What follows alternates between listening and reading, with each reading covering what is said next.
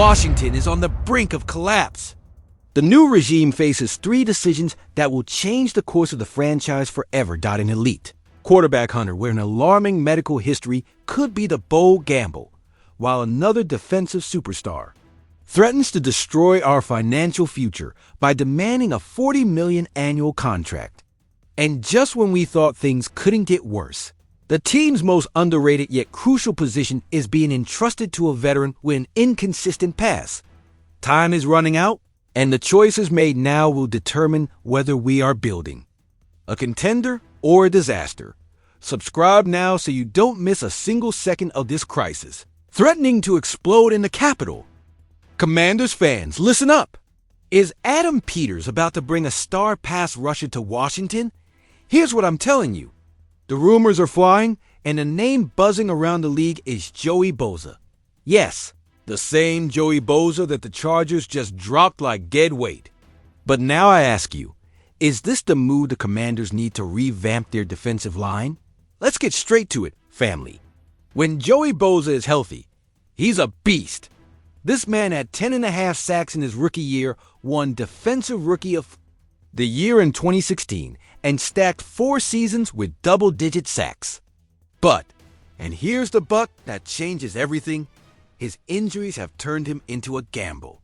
Since 2018, he's only played 10 full games in 3 out of 6 seasons, 5 sacks in 14 games in 2024. Would you pay millions for that? Now, Adam Peters, Washington's GM, has decisions to make. I believe this guy fears nitrogen monoxide risks. Remember Christian McCaffrey in San Francisco?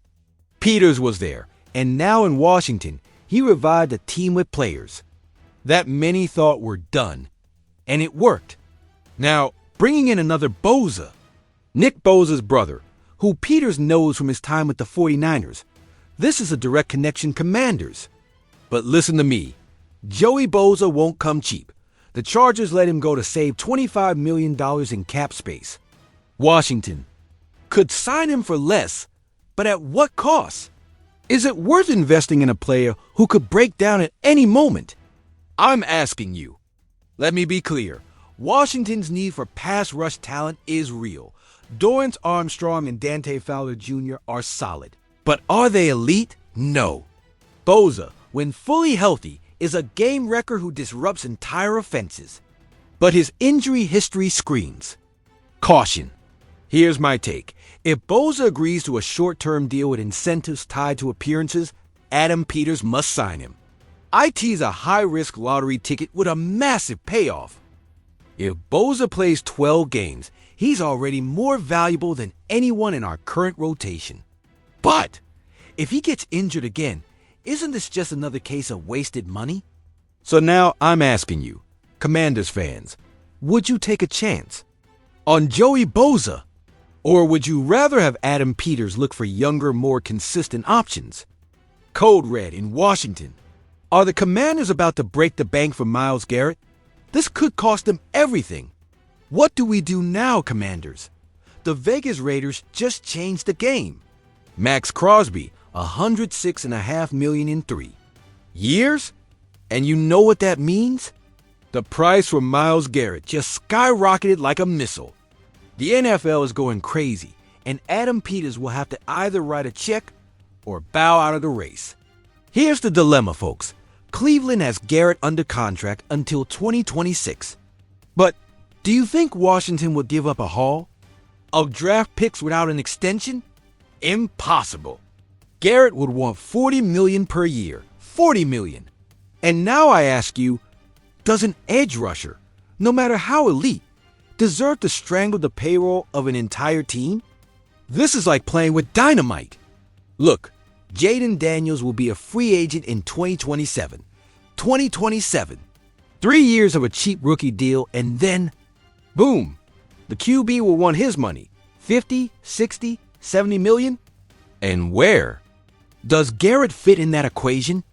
I'm telling you, Adam Peters will be mortgaging the future of the team. But this doesn't stop there. Frankie Louvu and Terry McLaurin are in the mix too. Terry, our favorite All-Pro, wants a new deal after 2025 following a monster season. And Luvu? 2026 is on the clock. Think they'll play for pennies on the dollar? No way. And how do we pay Garrett Daniels scary? Terry and Luvu? Someone's getting left out. And the Commanders could lose 2 stars for $1. But wait, what about the championship window? Daniels is on a rookie contract. Now is the time to surround him with talent.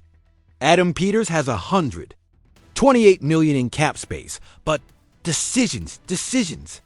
Garrett would be an immediate impact. But at what price? I think this is a trap. Do we pay $40 million for a 29-year-old edge rusher? With Daniels and McLaurin's contracts looming? No way. But if we don't, are we blowing our shot at a Super Bowl? Are we really going to take on the Cowboys and Eagles with an average pass rush? Commanders fans, maximum concern. This isn't just a bet. It's a Russian roulette game. If Washington gambles on Garrett and gets it wrong, say goodbye to financial flexibility. And maybe say goodbye to a Super Bowl for decades. Now I'm asking you, what would you do? Would you sell the future for Myles Garrett? Or would you protect the salary cap for Daniels and McLaurin?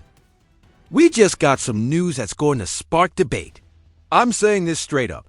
The Commanders have decided to bring back kicker Zane Gonzalez on a 1-year deal. Does he deserve it? Is this a smart move or a mistake that's going to cost? Use down the line? Let's break it down. First, the facts. Gonzalez, 29 years old. Signed for the veteran minimum $1.17 million for 2025. He arrived last November after Austin Seibert's injury. And based on the numbers, he made 5 out of 7 field goals in the regular season and 7 out of 8 in the playoffs, with every extra point converted. Sounds good, right? Sure. But now, let me ask you, is this enough to trust him with the future of the team? Let me remind you that Gonzalez has an 80% career accuracy rate, 8 out of 10. And that includes seasons where he didn't even kick since 2021. What happened to the days when kickers hit over 90% like Justin Tucker or Harrison Butker? Here's the problem. The Commanders are betting on a kicker who hasn't played since 2021 and has been let go by multiple teams. Yeah, he got the job done in the playoffs. But what happens when the pressure is even greater? When the game comes down to his foot with 3 seconds left on the clock, do we trust a guy who hasn't shown consistency in years? And make no mistake, this seems like a clear sign. Free agent Austin Seibert is probably not coming back.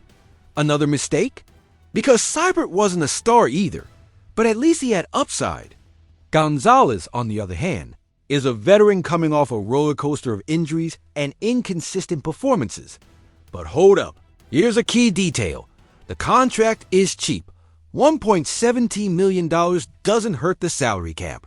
Could they bring in competition? Absolutely. But this move reeks of complacency. I'm telling you, the Commanders need to find a young kicker with more upside. Or are we just settling for the bare minimum again? Now, my take, this is a low-risk move, but it lacks inspiration. Gonzalez is a temporary fix, not a long-term solution. What kind of message does this send to the fans? That there's no ambition to compete with teams like the 49ers or the Chiefs, where even the kicker is a lethal weapon. And watch out! If the team doesn't bring in competition during training camp, this could turn into a disaster.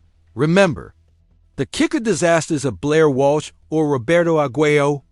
Do we really want to relive that nightmare? To wrap it up, I ask the fans, do you think Zane Gonzalez deserves this shot? Or should the Commanders invest in an elite kicker, even if it costs? More? Comment below. Commanders fans, it's time to decide the future of this team. First big question. Do you bet on a veteran like Joey Bosa, with his experience but injury history, or should Adam Peters prioritize young, consistent talent to secure the future? On defense? Second debate.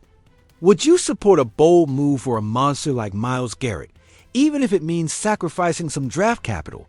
Or do you prefer protecting the cap space to ensure Jaden Daniels succeeds and keeping a leader like Terry? McLaurin, third challenge. The kicker position is always crucial. Do you believe Zane Gonzalez deserves a chance at redemption? Or do you demand a major change by investing in an elite kicker who can guarantee points in critical moments? Drop your opinions in the comments. This channel is our home, and we want to hear your voice. What's your ideal strategy for the Commanders? Join the debate, hit that subscribe button, and be part of this passionate family shaping the future of Washington. Subscribe now gives. Don't miss any analysis, rumors, or exclusive updates on the season. Together, we'll bring the Commanders back to glory. And remember, hail to the Redskins!